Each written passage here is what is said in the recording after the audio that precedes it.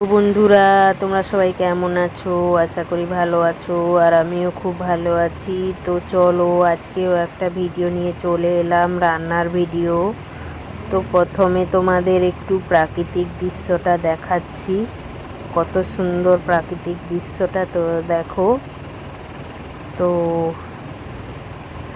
আর শহরে তো এরকম দেখাই যায় না, কিন্তু মাঝে মাঝে এরকম দেখতে খুব ভালো লাগে। আর দেখো, কাঁঠাল নিয়ে এসেছিলাম বাজার থেকে একটু, তো কাঁঠালটা খেয়ে নিলাম।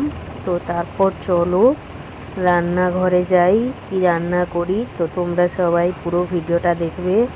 তো লাউয়ের কোপ্তাকারি বানাবো।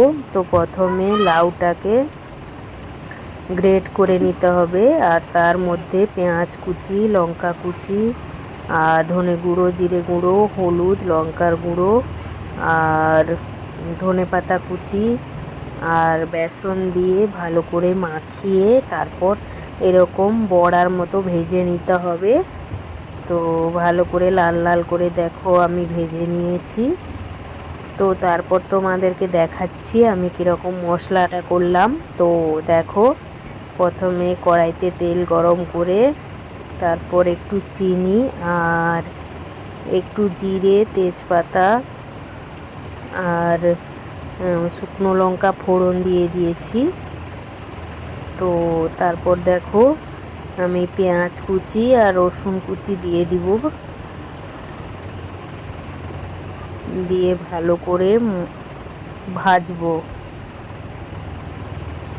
তো দেখো, পেঁয়াজ কুচি আর রসুন কুচি, ছোট ছোট করে রসুন কুচি করে নিয়েছি, তো ওটা দিয়ে দিয়েছি। তারপর দেখো আমি ভেজে নিচ্ছি। তো আমার রান্নাগুলো কেমন লাগে তোমাদের কমেন্টে অবশ্যই জানাবে। এটা অনেক আগের ভিডিও, ছাড়বো করে আর ছাড়া হয়নি। তো এটা এখানে লবণ কিছু অ্যাড করলাম। তারপর এখানে দেখো হলুদ, লঙ্কার গুঁড়ো, ধনে জিরের গুঁড়ো একটু দিয়ে দিলাম। তারপর দেখো আমি কষিয়ে নিচ্ছি।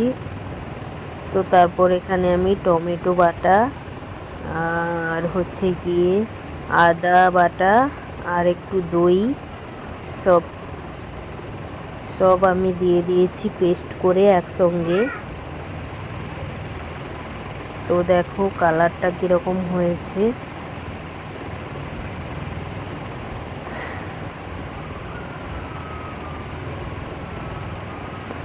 তো রান্নাটা কেমন হচ্ছে কমেন্টে অবশ্যই জানাবে। আর তোমরা একদিন এভাবে ট্রাই করবে, দেখবে অনেক টেস্টি লাগে খেতে।